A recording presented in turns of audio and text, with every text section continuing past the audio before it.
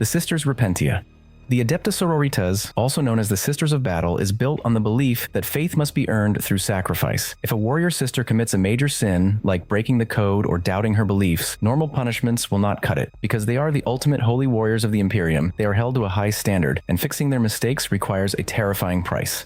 That price is becoming a Sister Repentia, where disgraced Sisters of Battle are stripped of their power armor and handed a massive two-handed chainsword called an Eviscerator, which is way too heavy for a normal human to swing for long. The guilty warrior loses her rank and even her name. Wearing nothing but basic rags, she is handed over to a ruthless Mistress of Repentance whose only job is to whip her and drive her into battle. She is then thrown straight into the most suicidal war zones on the front lines alone, with zero expectation of survival. This brutal path can lead to legendary status, like what happened to Saint Celestine. She was just a disgraced Repentia in the Order of Our Martyred Lady before she became a miraculous living saint. On the world of Eurytion, she was placed at the very front of the assault against a heretical uprising called the Palatine Schism. She fell there, along with every other Repentia in her squad, killing over 100 enemy fighters. Miraculously, she was still breathing when her body was recovered. The next day, she was sent back to the front lines and incredibly led the army to victory.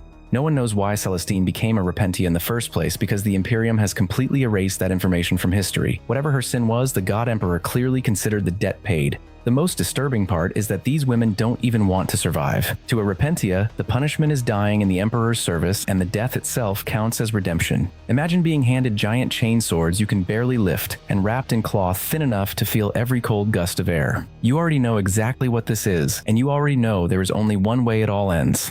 The Haemonculi's flesh shaping.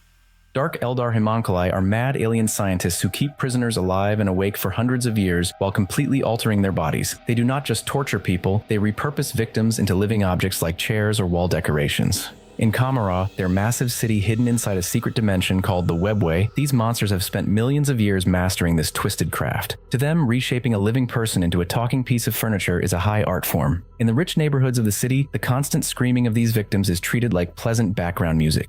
This horrific practice is also a powerful political weapon. When Asdrubal Vec, the supreme overlord of Kamara, faked his own death, his enemies celebrated and exposed themselves. When Vec revealed he was actually alive, he had the Haemonculi turn those traitors into twisted monsters designed to serve him through endless suffering. A specific coven called the Prophets of Flesh has an even weirder punishment for their own kind. They surgically alter lawbreakers to look, move, and smell exactly like a human being. For the incredibly arrogant Drakari race, being turned into an inferior human is considered a fate far worse than death. If you ever find yourself in Kamara, watch your step and do not stare. That elegant leather armchair you're eyeing might just scream if you sit on it, and the very walls around you could be watching with weeping human eyes.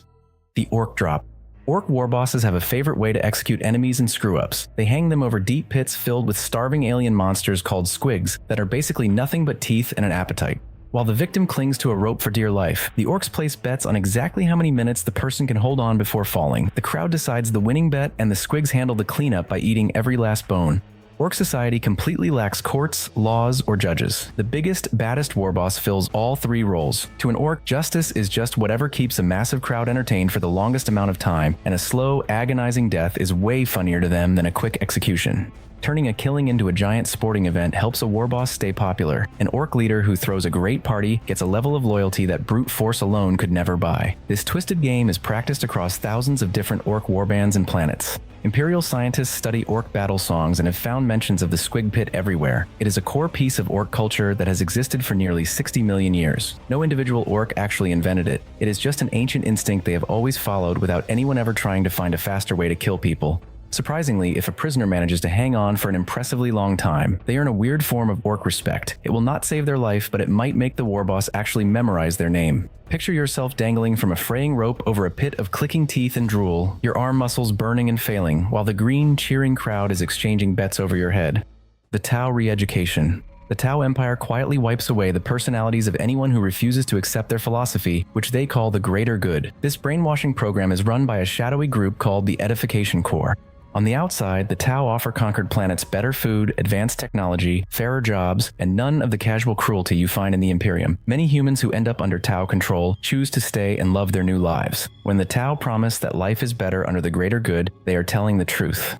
What they hide is what happens to the people who refuse to join the team. During a massive war called the Damocles Gulf Crusade, a whole Imperial Army regiment called the 19th Brimlock Dragoons got stranded in Tau territory. They were eventually absorbed into the Empire as human helper soldiers called Guevesa. Later on, Imperial records showed these exact same humans happily fighting alongside the Tau against their old human friends. The Tau claim these soldiers volunteered, while the Inquisition believes the soldiers were secretly brainwashed until they physically could not say no. Ruling over this entire empire is the ethereal caste, the calm, eerie leaders of the Tau. Imperial scientists have studied how these leaders control their people and found that ethereals have strange organs that release special chemicals. Around an ethereal, these chemicals act like a mind control switch being flipped in your brain. When an ethereal is nearby, the ability to disagree with them simply vanishes. The Necron Temporal Trap. Necron chronomancers are ancient, undying alien scientists who specialize in controlling time. They can trap an enemy inside a single moment of absolute agony, looping it over and over so a tiny 3-second injury feels like thousands of years of non-stop pain. While this is happening, the victim's body is frozen completely stiff in place, but their mind is still fully awake and suffering. The Necrons are 60 million years old and have spent almost all that time mastering physics. They figured out that time is not a fixed straight line. It can be bent and looped like a piece of string. A chronomancer can pull a target's mind out of normal time, lock onto a single painful second, and loop it forever. To an outside observer, the victim just looks like a statue. To the victim, they are trapped in the very first second of a nightmare that never stops. The most famous chronomancer in the lore is Ork the Diviner, who can see the future as a massive web of possibilities. He constantly rewrites time to make sure he always wins. His time traps are carefully planned puzzles he sets up way in advance. The trap is already active before the victim even walks into the room, meaning their defeat was decided before the fight even started. A human body caught in one of these time loops does not age or decay at all. If a victim is ever actually released from the trap, they might still function, but their mind is completely broken. One moment you are standing on a battlefield with your weapon raised, feeling a sudden, sharp injury. Then you are in that exact same moment again, and again, and again. The wound is always fresh and the pain always feels brand new. The Death Guard's gifting. The Death Guard, the plague-spreading space marines of the Chaos God Nurgle, keep captives alive while their bodies completely rot away. Because of dark warp magic, victims remain fully conscious as their organs liquefy. The Death Guard do this out of twisted love, believing these agonizing diseases are a beautiful gift and an invitation into Nurgle's family. This cosmic nightmare began during the Horus Heresy, when the entire Legion was trapped in the warp. A horrific virus called the Destroyer Plague rotted their superhuman bodies for weeks. Because they were super soldiers, they could not die from the illness. They just felt every second of the decay. Their leader, the Primarch Mortarion, finally broke and surrendered his Legion's souls to Nurgle just to stop the agony. Now, these plague marines spread the infection to others. They do not watch their victims with cruelty, but with genuine, creepy concern. The Chaos Spawn Transformation. For the champions who serve the Dark Gods, the ultimate goal is to become an immortal demon prince. But those who fail or push their bodies past the absolute limit face the worst punishment in the entire galaxy by being turned into a Chaos Spawn. Because the Dark Gods do not care about human limits. A champion might get extra limbs, crab claws, or rows of eyes until their physical body can no longer handle the changes. When that breaking point is reached, the warrior's human mind completely snaps, and their flesh melts into a mindless, howling mass of tentacles and muscle. During the Horus Heresy, many champions of the World Eaters Warband pushed their bodies too far. They attracted too much divine attention and crossed a horrific line. The very soldiers they used to command would herd what was left of them into battle as disposable cannon fodder. Imagine you have served your god for over a decade. You won impossible battles and survived fatal wounds, and every single time you survived, something new grew out of your flesh. An extra joint, a creepy layer of armor that isn't skin, or a voice in your head that turned out to be a second set of eyes you didn't ask for. A champion who survives becomes an immortal demon prince, while those who break become spawns. Both outcomes serve the Chaos Gods perfectly.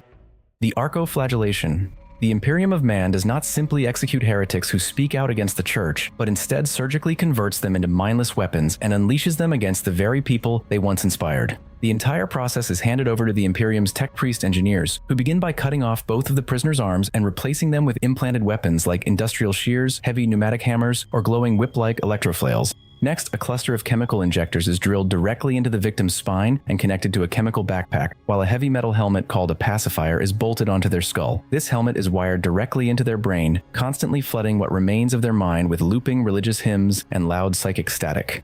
The most disturbing part of the process is that the lobotomy, which removes the victim's memory and personality, is purposely performed at the very end of the surgery. This ensures that the condemned heretic is completely awake and forced to feel every single agonizing step that comes before it. Between battles, these transformed prisoners exist in a deep, forced trance, meaning they will slowly shuffle around if directed or simply stand completely still like statues when left alone. Because these heretics dared to fight the Church, they are now forced to spend the rest of their days hunting down and destroying anyone else who speaks out. The Ecclesiarchy calls this ultimate justice. Thanks for watching until the end. Click here to check out another video and see you in the next one.